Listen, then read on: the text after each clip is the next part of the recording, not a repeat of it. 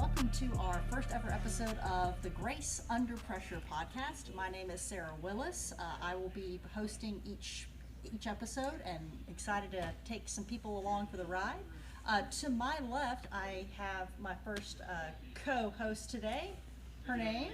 I am Sarah Pope. Okay. And then to my left, we have Jesse Grace, and then over here is Clancy Pope.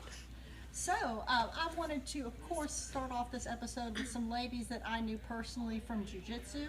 We train out Pursuit Jiujitsu in Brookhaven, Mississippi. If you catch the accent, that's where we're from, deep south. And I wanted to get and pick the brains of my co-teammates and find out a little bit of their story and ultimately why us four ladies picked Jiu-Jitsu of all the things to do and why we keep with it. A little bit of, I guess, my backstory. I started doing martial arts when I was about 14, and I just kept with it. Eventually did Krav Maga, and my favorite part was the ground game, and eventually found my way to a gym up in Jackson, Mississippi called, well, now it's called Precision Martial Arts. Love the folks there. Anthony Mitchell, shout out to him. Then I moved down here once I got married and love Eric Medlin and his team. And yeah, so that's a little bit of my backstory of how I got into it. Miss Sarah or Grace or Clancy? So, me and Clancy started, I was 19 when I started, and how old were you, Clancy? I was 16.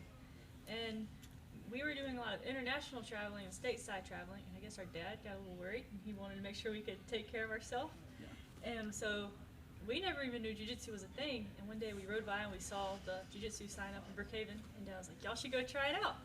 So we never even technically tried out a class. We came and watched like 15 minutes of it, and we were like, okay, we're going to do this. And so we came back the next day and signed a year contract, and here we are. Yeah. So similar background, yeah. Okay, so I started jiu-jitsu. My dad I was like 12 at the time, and he called me and he was like, put on some like athletic clothes. We're going to this jiu-jitsu place. And me at 12 had no idea what was going on. So I was like, all right, I guess I'll try it. And so I took the kids class at the time, in which there was only like 4 kids in the class. So, and then he taught me an armbar, and I ran off the mats to my mom, and I was like, Mama, we have to stay here. I love it so much. And at the time, you had to have like a 6-month contract. She's like, are you sure, sweetie? Like, we need to? And I was like, Mama, I have to do this. This is amazing. And 4 years later, I'm still here. There you go. Hey, between all of us, we have 4 or 5 years each on the mats about just. Ours is 4. Yeah, us 3. We have 4 years. Yeah. I'd say I know you were here. All 3 of you were here when it opened, correct? We came that November. It opened in February, right? And we came. No, it opened in November and then February. Okay, cool. So yeah, a lot of changes in that time, right? Yeah. It's kind of like we got to grow with the gym and see all the people that stay and those who. It's so cool to like see from like, especially like the mats changing out there to in here. I really like that. Yeah. And so y'all can't see what's happening. We have 2 rooms in our dojo or studio, if you will, and. This is before, but in the front there's a bunch of windows, and that's where they had all their mats. And now we're here in the back, and we got walls that are padded, we got benches, and so yeah, literally it's changed in location. Sorry, I didn't mean to stick a spit on you. No, you're good. But yeah, so question, I know the answer for me, but do y'all compete a lot? Do you like competing? So I compete every once in a while. It's been a year since I last competed, just because it's been a busy year, but I usually do 2 competitions a year, sometimes more, but I do lots of AGF and Nagas. I hope to do an IBJJF soon. Mm-hmm. So, but yeah, every once in a while I'll compete. I compete a lot. I really like competing. I think like just seeing what I can get better at or seeing where I can improve, and that like really interests me. And I started off with like AGFs, and now I'm trying to step into like the IBJJFs or like try to get like more super fights. I think those are really cool. Mm-hmm. Yep, same. I compete. I try to do 2 a year. AGF, Jackson, Naga, New Orleans. Yeah. That's my favorite ones. But yeah, I haven't competed in a year either because we took a year break. But yeah. But it's not that you've not been doing stuff. Y'all been out doing air traffic with the Air Guard and all this kind of stuff. They're keeping our skies safe. Trying to. Any flying arm bars, they'll catch them. Yeah. We took a competition break for the Mississippi Air National Guard, and Yep, Old Clancy's a rated air traffic controller, so. Should name an airplane flying arm bars. That'd be cute. Flying arm bar 2-4. Like you see it going over there, it's like flying arm bar. Who are they? Like what are these people thinking? Turn right, heading 360. Flying arm bar is turning right. Watch out, she's coming in hot. They'd be like, Oh, gosh. are you okay? Yes, I'm fine. I promise. Yeah. You're gonna put like jujitsu code names for like the things. You're like, no, hit the triangle, hit the triangle. They're like, what are you talking about? Turn right, choke him. Air tower, can you come again? What I is think that? your controller had a stroke. You're like in there panicking. You're like, hit the triangle. Oh my God. They're like, guys, we don't understand what you're saying. So, with all the time that we've had on the mats, obviously, what you did day one is not what you do day now. Day now. whatever it is, so, what are some things that, as you've rolled, what are your kind of defaults or your go-tos, things that you enjoy doing? I already see you. I'm so excited. I love it. So, I guess if you want to, go ahead and start. Yes, I love bolos, inverting, squid guard, lapels. I love it all.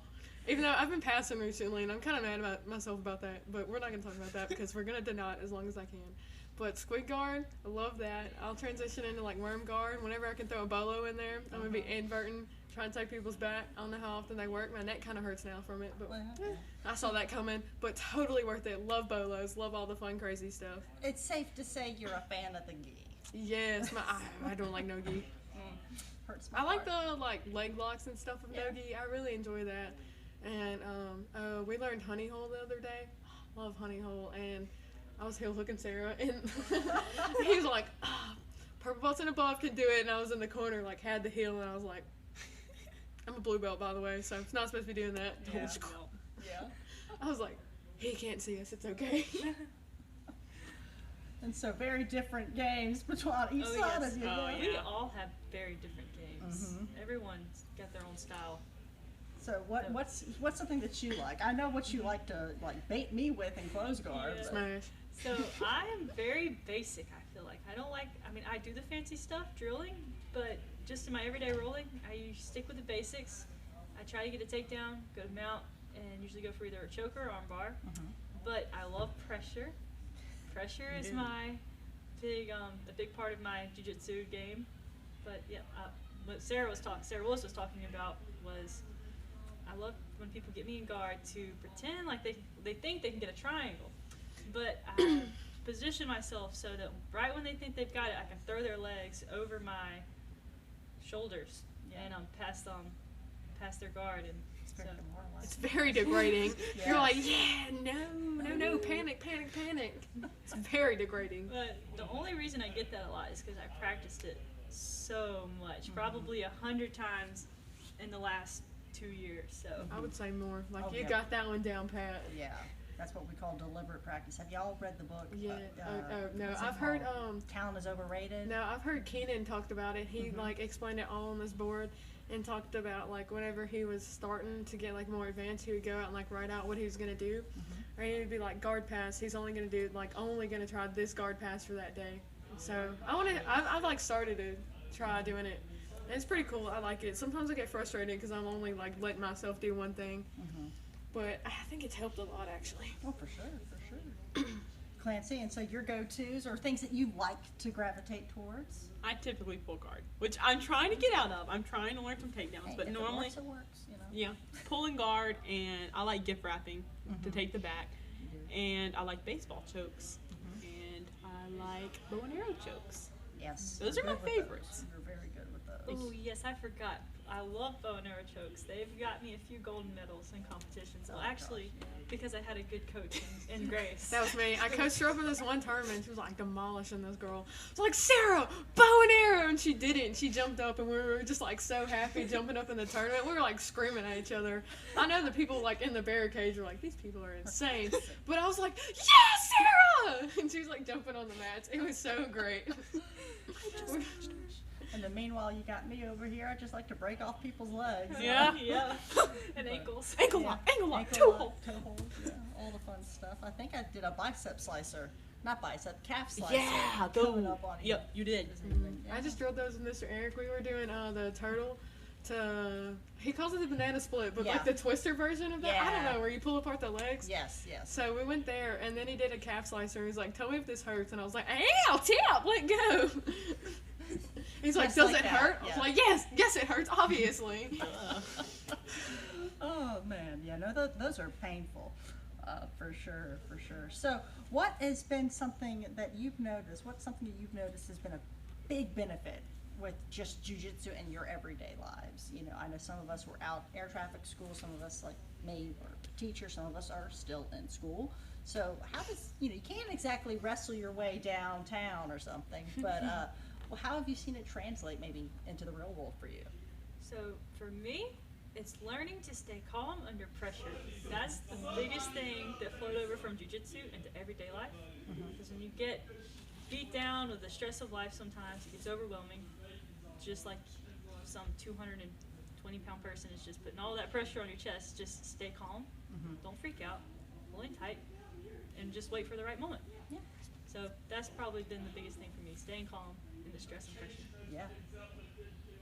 I would say the fitness aspect of it was really a big thing for us, because even like whenever we went in the Air Force is not known for being the most fittest branch, but there's a lot of fit people. But we were like, I'd say we were up there because of the fitness we got from jiu-jitsu. Our cardio was a lot better than it would have been if we had not done jiu-jitsu, and our strength, for sure.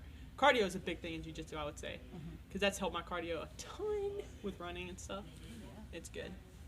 I think there's like a lot of confidence you can gain from like knowing how, like that you know how to defend yourself, and I really like that aspect. And I like that like it brings something new. Like I always wanted to like try something new or learn something new, so I like being able to like, I don't know, look at like instructionals. I love looking at those. I will spend all my time looking at instructionals. I spend so much money on instructionals, and it's so bad. But like I like being able to do that, and just like it takes a lot of like hard work to do, and like knowing that you're dedicated to something like that is really cool. Yeah. I mean, I gotta echo that. It's the confidence for a big thing, especially as a teacher with everything crazy going on. At least I know I've got a fighting chance. Yeah. So, and it's also kind of, it's easier as a teacher to hold somebody down as opposed to, stop moving, just wait, waiting on the police as opposed to just keep punching him in the face. I said stop. It does. I will rip your ankle off, thank you. Yeah, So you better stop now. There you go. But yeah, I think especially as women, I've encouraged all my, young ladies that I teach, hey, try to get out there and do jujitsu, because it forces you to be uncomfortable, or be comfortable with being uncomfortable. Yeah. Because 9 times out of 10, how's a fight going to end up, especially for a woman? It's On the going to be in ground. a very compromised position, and it'd be a good idea to know what to do when you're in that kind of position, for sure. Now, I think we all see nothing but positives. We're a little biased with jiu-jitsu, but what are some things that maybe are some perceived negatives, or things you've been told? What are some things that maybe give you pause with jiu-jitsu, perhaps? Okay, this is gonna sound really wimpy, That's all right. and it's not worth quitting. But okay, you get kind of sweaty in jiu-jitsu. Okay, So I got this is you. really girly, but I don't like getting other people's sweat on me. So Valid as point. soon as it's over with, I change clothes and then go jump in the shower when I get home. Hey, no, I mean, that's a legitimate thing. I remember one time, wasn't even jiu-jitsu related, I was doing Krav, and a guy just was sweating profusely. And this is the gross part, is that his sweat got in my pores, and I got an infection. And so my poor dermatologist was like, what's going on? What were you doing? And I said, well, you need to roll or do martial arts in long sleeves, never do anything in short sleeves, which is why I always wear long sleeves. Yeah. So, yeah, no, the sweat is gross, but, Yeah. just shower, Sarah. I mean, you're Oh, I clearly do. not showering. No. I do. As soon as I get home, I hop in the shower. So, Yeah. so that was a very wimpy reason, but that's my reason. Okay. I would say people don't like starting stuff new, or like some people don't want to be uncomfortable. Like some people just don't like want to put in the work it takes, and it takes a lot of work. Yeah. Like we're here 4 to 5 times a week, sometimes more, like 2 times a day training. We're here a lot, and it takes a lot of work. Some people don't want to commit to that, or like some people don't want to get hurt, and it's not like it's you're gonna get like hit in the face every now and then, like something's gonna get hurt, but it's not like it's on purpose or anything. Right. Yeah, I second that. Getting past the awkwardness is a big thing too, because at first when you come in here, it is uncomfortable. You're rolling around on the ground with people, but it gets a lot more comfortable over time, and you just have to stick through it. And I think we're really blessed here that we have such a great, group of girls who train. I say girls, but young women who train here. That we get to roll with a lot of ladies. That some people, some women who may be walking into a gym, there may not be but one or two other women, and so that's an added layer of maybe being uncomfortable. So It's definitely a male-dominated sport. Like, going to competitions, I know, like, we've all experienced, like, there's nobody in our divisions. Like, maybe one lady, and, like, you fought the lady, like, 4 times. You don't want to fight the lady in your other divisions. And then, like, you see all the men, and they have, like, 15 people in the division. Like, it just sucks not having, like, as many women in it as you think you should. And I think we have benefit in training other places and getting exposed, to different approaches. And, one thing I will say is I can always benefit from rolling with guys and girls. And if you want to compete, there's no substitute for rolling with another woman, because we roll different. Like, I remember, up in Jackson when I was really the only woman up there, aside for one, maybe 2 other women. And I never knew certain kind of passes you could do, because guys don't pass certain ways, because things are in the way. Meanwhile, when I go to my first IBJJF competition, this girl passes like, I didn't know you could do that. That's allowed. And so there's a benefit certainly to rolling with just women, but there's also a benefit to rolling with guys too, because if you have somebody like you, Sarah, who does the pressure game, okay, well, I've rolled with some big, strong men. I can take a little bit of pressure, Yeah. But if all you do is roll with, people in your own weight class, you kind of lose that, right? Yeah. I don't know, maybe that's just because for a while I was training with mostly guys, and I felt like I was not doing the greatest, or was just like, I would just say not doing the greatest, because they are bigger and stronger sometimes. But then It's you like go you to have a disadvantage compared to them. But I felt like, I was holding my own, it was going good, but then when I go to a competition, having rolled with mostly guys, You see it. It comes like, out. you do so much better.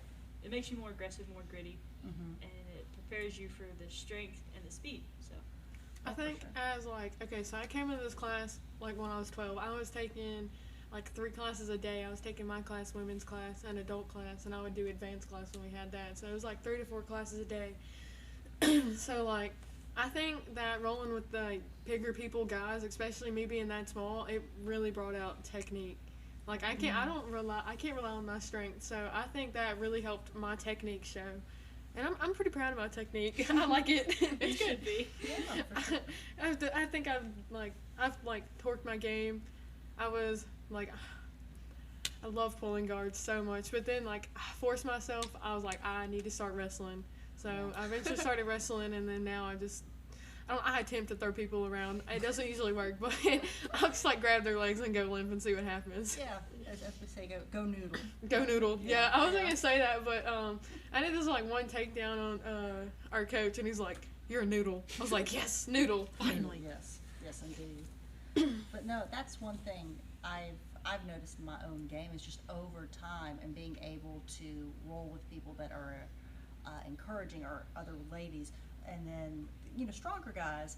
My technique, instead of having to fight for my life every single day, where somebody's trying to kill me, maybe not intentionally, maybe intentionally, I'm not sure, but my technique, being able to roll with other women, has gone way up. Oh, yeah. And so that's something where the biggest trend right now, at least in our gym, has been the lapels and stuff like that. I love the And so- lapels. and I love doing stuff like that, because when you get with bigger, stronger guys, that can at least hold them for a second, at least. Like with Chase and Dad, I, like, wrap it around. I'm like, "Please don't let my guard get past. Please don't let my guard get past." And, like, Sarah, she likes to throw your leg over. Pope, she likes to throw your leg over. So, you stick it in your own lapel, and they go to underhook it, and it's not going anywhere because it's stuck between your lapel and their, like, their body. So it's, like, not going anywhere. It's just there. I'm like, yeah. But you also have to deal with the other leg not getting past. True. So there's a whole side of that. Very true, very true. So Clancy, I wanted to ask, what's it been like prepping, getting ready for the next phase and air traffic control? And I know you're studying, getting ready to go off to college at the same time. So what's that been like, balancing those two? Oh, it's been And, well, 3, I should say. I'm sorry. Yeah, it's been fine because our classes are in the evening and stuff, and to me it's a de-stressor. So going through the stress of life, you come in here and like you can just get it out. Like even going through school, you go to school, you get off and you're like, oh man, I got jujitsu, and you come to jujitsu and you roll it out, and then you go back to school. It's been great. I love it. But yeah, I wish we could have trained more in the military, but we couldn't because of our time schedule. But we trained a little bit. But I would say like it's a really big de-stressor going through school and through the military and everything. It's good. Mhm. Yeah, I can imagine that was also, because I know, I'm assuming they still do combatives. They like- do. We never did because of our school schedule, but they did do it. Okay. Yes. And then COVID was also a little odd too. Yeah, that's true. Yeah. Messed all that up. I Yeah. think they brought the combatives back, but when we went through, COVID was still a hot topic, so they kept us separated as much as possible, and that was one area that they cut. So, which made me glad that I had jujitsu on Yeah. my belt. So I say I would have paid money to have seen y'all just go out there. All right, who knows combatives? I know a little. I know a little bit. Boom, just Training imagine. 3 years. No, we did see Marines out there at the Marine Squadron at Yeah. Keesler. They would do jujitsu all the time, and I would just watch them. I should have went out there, but I didn't. Yeah. You like challenge them, and they're like, You're like, okay, let's go, and they're like a black belt. It's like, never mind. Never mind. Never mind. So, yeah. I can say this now since COVID is not as popular now, but like on yes, it was in vogue. Yes, yes. People loved it. It was very popular. Thank It's you, very Sarah. during basic training on Sundays, eventually when we're getting close to graduation and our instructors weren't there as much, me and some of the girls would go in the day room and Yeah, we did that too. we would. Yeah. I showed them a few basic positions in for jujitsu when we was in basic training, so that was a good experience. They Yeah. loved it. Yeah. I got to actually roll with a girl who worked at a prison, Oh. and so she was really good at it. I love using my friends. I'm like, let me drill this on you, and they're like, no. I'm like, please. I just saw it. Like me looking at Instagram moves. I know Kai Tara posts like all those flying arm bars and stuff. I'm like, Yes. can I do it? Can I do it? They're like, no, you're insane. I'm like, let me do it. I need to. Meanwhile, the only, Ben and I, that's my husband. We met doing jujitsu, so we'll drill some things together. But mainly, what happens at the house, I end up just using guard retention to keep my dog Yeah. from just attacking me all the time. That's Big- like habits of like hip escaping in the bed. Like you turn over and you do a hip escape. I know y'all do it because we've talked about it before.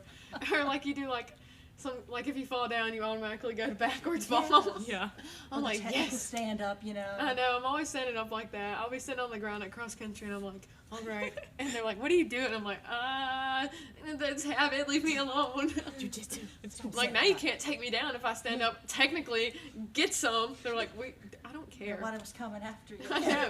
They're like, well, you need to calm down. I'm like, you should try jujitsu. You should try jujitsu. It's so fun. No, I've had a bunch of 7th grade girls say, man, I just can't, I just want to hit something. So why don't you try jujitsu? There's nothing quite as therapeutic as choking someone out. advertisement. Advertisement. It is a stress reliever though. It is. Like I love coming here. I'm like, this is great. Even though you like sweat a lot and you feel nasty sometimes, but I actually don't mind sweating because I run cross country. Yeah. So that was like, even in here you're like in your rash guard and then you have your gi on Yeah. and you're sweating a lot. But I also don't mind it. Like I kind of like it. I'll wear the hoodie under my gi. I'm gonna do that this Friday. Oh, okay. I'm doing that tomorrow. Okay. So and then you'll sweat like an extra lot and kind of feels nice sometimes. Yeah. Sometimes it does. Sometimes it does. So one of the big things with this first episode that I wanted to make sure that we got to is encouraging, women to try it out if they're on the fence, and maybe give some suggestions and how to start. Picking a gym. What are some good things just to be looking at? What advice would you give, especially if you had to move around? How would you do that?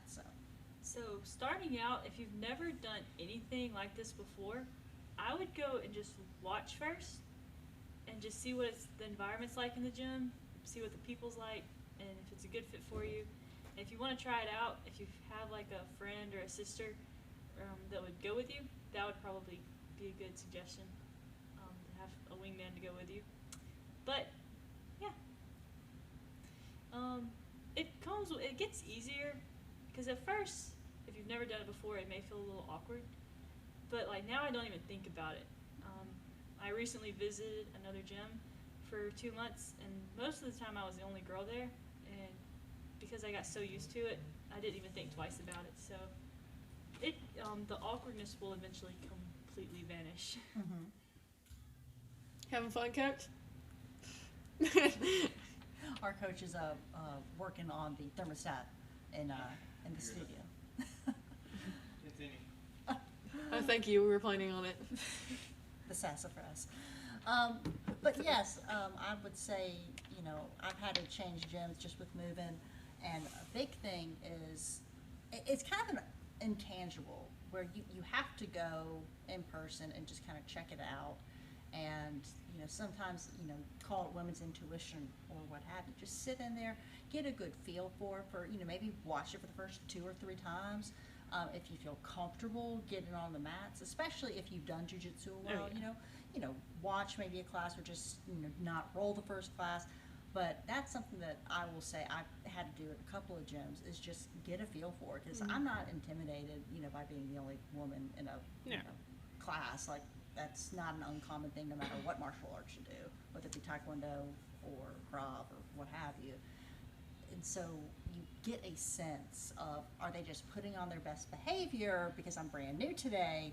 If you stick around for maybe a week, maybe, you know, a month, then you at least will be able to tell what the true colors are. Because sometimes, you know, warning signs aren't there until, you know, a little bit It's in. too late, yeah. It's too late, right. And so, yeah, if you've ever read the book, The Gift of Fear, you want to trust your instincts. If you get the heebie-jeebies, you're getting the heebie-jeebies for a reason, you know. Yeah. And so that's a big book that I recommend on that. But And if the gym is good and there's just like one person that you get the, I guess you would say, heebie-jeebies from, you don't have to roll with them. You're not obligated to roll right. with someone Yeah. who's making you feel uncomfortable. So I will say no to people. Like, I do not care. Yeah. I'll do it real quick. I'll be like, no. I'm not Mhm. rolling with you. I have no problem with doing Yeah, that. and I don't know what it is. Some people, I don't. Maybe it's here down south. This we're supposed to be polite and not say no, I suppose. But I have no problem saying no either way. Yeah. I have just felt like everything's great, everything's fine, and then all of a sudden, 2 or 3 months in, this guy that I had known, we've been nice. I just got the creepiest feeling in the world. You know, without disclosing stuff, you know, it turned out that some crimes had been committed. And so it's like, Oh. okay, so my sixth sense was right. But I guess ultimately the big encouragement is, if you're on the fence, try it. Go with somebody. If you're, you know, really interested in hearing more topics about, you know, jiu-jitsu and women, we've got some more coming down the pipe. Some more with these ladies in the future, possibly. And then we'll talk more about, I know that's something we mentioned with the competitions. That's going to be talking about, you know, competition prep, you know, what do we look for, fun stuff coming down the pipeline. But yes, I want to thank y'all for coming out and, you know, adding some input and some color in our first ever episode. Yeah. It's huge. This is fun. And glad. really enjoyed it, and I appreciate y'all's time. We got some pizza now in the studio, so I'm good hungry. times, good times. I'm also nicknamed Squirrel and Noodle, so Yes, we just yes. combine that, throw it So around maybe that whenever we should just feel be our like it. handles, our sign outs, our animal. I'm kidding, don't do that. Peace out, Noodle Squirrel. Little Yeah. squirrel, yeah. this was fun, and I'm looking Yeah. forward to seeing what it does in the future. Yeah, So. absolutely. The sisterhood of jujitsu. So Yeah. Oh, that's one thing I didn't mention. Jiu-jitsu is a great family. it If is. you're- It really is. That could be Yeah. its own episode, That's a- really and truly. Very good benefit of Good jiu-jitsu. You ideas become in a the family. future. But yes, thank y'all for tuning in, and be on the lookout for our next episodes. It'll be coming out. Thank you for the support, and give us a follow, subscribe, and we'll see you next time.